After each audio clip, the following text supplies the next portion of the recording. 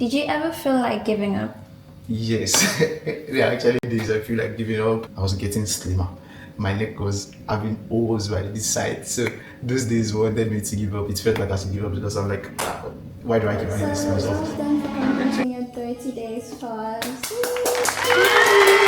I got a cake, guys, for being strong. So you must try to be strong to say you can get cakes. This is a homemade cake. Oh. This is like handmade. So it makes it authentic. As authentic as the fasting was. Then you get an authentic cake. That's the love on it. Aww. Sweet. I'm not fasting anymore, so I can eat this.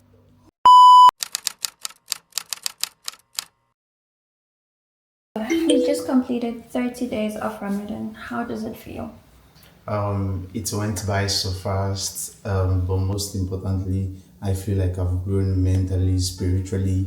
I feel so proud of myself, and also it is a personal journey which I never believe I could come through it because this is my first time of fasting.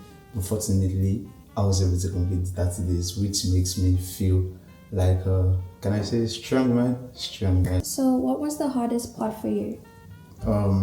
I would say the hardest parts for me are some of the days where it felt like I needed to eat so bad because sometimes I feel very hungry due to it being a process that I'm not very used to. And some days I feel so weak, I feel so tired, but then I tried telling myself like you don't have to get tired, you don't have to get weak, you should look up to like you should look forward to what you're asking from God, and all of that are what kept me going. So the days I feel tired are just the days I feel very much hungry. Some days I have a running stomach and all of it. So that's it. So, what surprised you the most during the 30 days? The most surprise for me is the fact that I could go from 1 to 30 days of fasting because like I'm not a fasting person. It is more of like my first time fasting. So I couldn't like I never saw myself going 30 days fasting. But then like me being able to do that, it surprised me a lot. And me finding out that having to eat all of the time is really not a thing because like if I could go like a whole lot of days without eating during the day, I always felt like I couldn't do without food because I'm a foodie. But then like I could actually do it without food, which is like another surprise for me. But the most surprise is me going from 1 to 30 days fasting. Okay. Did you ever feel like giving up? Did I ever feel like what? Giving up. Yes, there are actually days I feel like giving up. There are actually days that there are events like my friends having a party and they're having a whole bowl of food and different type of meal that I could just pull up and like go join them. There are days where my friends are having fun and they like, what's up? Come out, fun with me. And there are days where I feel like I was getting slimmer. My neck was having holes by this side. So those days wanted me to give up. It felt like I should give up because I'm like, why do I keep doing this to myself? But I kept on seeing the bigger picture. I kept on seeing the mental part, the spiritual part of it. I kept on like going. So yeah, there were days I felt like giving up, but then I didn't. This is me, and I didn't die because here I am today. Awesome. What did fasting teach you about yourself? It's most importantly, I would say it teaches me self-control.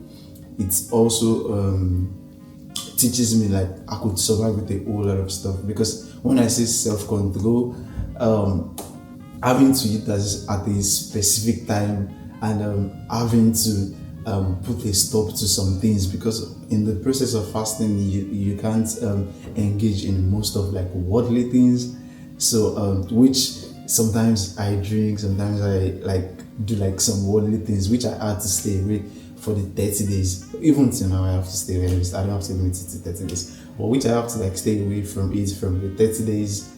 I would say that, and also taught me that I could be much more closer to God. It taught me that it taught me about spiritual journeys. It taught me more about how to pray, and it taught me a whole lot of moral stuff and like spiritual stuff and mental stuff. I don't know if that's right, but like that's my answer to that. Did your mindset change during Ramadan? Did my mindset change? Yeah. Yes, I would say my mindset changed because I see things differently. I don't see things like I used to see them. And during the process of fasting, I have to do things differently. I have to mind how I do things. I have to mind how I speak. I have to mind the things I do. I have to mind also the things I pay attention to. So in the process of doing that, I feel like that is me shaping my mind into another perspective, another personality, discipline. How did Ramadan impact you spiritually? It brought me more closer to God on a personal level. I became more grateful. I became more groundful. I became more mindful also with things I do and how I do things. So yep, spiritual wise. So, did you feel a difference in your connection with God? Yes, I actually do, because irrespective of it being Ramadan, I was trying to just like get closer to God. Basically, I'm not a full-time Muslim, I'm not a deep Muslim like that, but I felt like it was a moment where people were using seeking God, and then I took the chances also to get much more closer to God. So I would say it brought me closer to God. It teaches me how to pray more. It teaches me on not just praying, but going extra mile in proving to God that I really need some stuff, I really want some stuff, I really want to get closer to Him, I really want to become a better person. So yes, it helped me. Okay, so tell us, what did a typical day look like for you? A typical day, I would just say, during the fasting period, I would just say I wake up mostly 4 o'clock.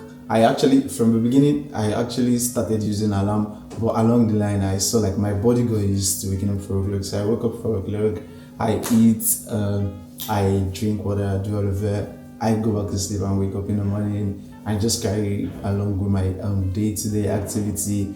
And when it's evening time, when the sun is down and when the sun isn't, I break my fast and I pray and I eat night food, and I eat very well at night because I need to fill up the gaps in which I didn't fill up during the day. So yeah. Did fasting affect your energy levels? Yes, it does affect my energy because during the process of fasting, I would say I'm mostly on low energy. I don't know if it's because I'm not eating enough or if it's because I'm not drinking water enough. So it's affected my energy some type of way. But then most importantly, in the midst of me complaining about having low energy, it's also affected my, like, I don't know if it's affected my energy, but it made me stronger spiritually.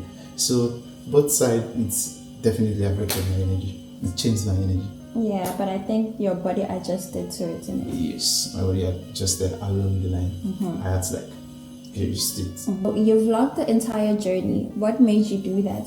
I wanted to document the whole journey, not just for people, but for myself. I want to be able to look back and be like, oh boy, you just fasted for 30 good days. People can't even do that. Like most Muslims that are my friends, they said they couldn't, but like then like maybe being able to fast for 30 days, it makes me feel like that's another part of me that I just unlocked, and I always want to look back to it and like reminisce about it and be like, you are strong. With or without food, you are strong. Yeah. So basically, I would say whatever I put my mind to, I can do it, because if I can put my mind to that I'm going to fast for 30 days without breaking it, and then I didn't, then I feel like I can do, and like I can do more than I can like think of or imagine. So yep. Nice. What advice would you give someone who wants to try fasting? I would say go for it. It's gonna make you stronger spiritually. It's gonna make you stronger mentally. It's another means of getting closer to God. It also teaches you that food doesn't have power over you. You have power over food. So you eating or not eating is not gonna do anything to you, even though we have to eat. But then, like, you are powerful. You have the power over everything that happens in your life. You have the power over food. So go for it. Try it. Most especially for the spiritual part, it's gonna help you grow spiritually. And it teaches you about discipline. It teaches you about self-control.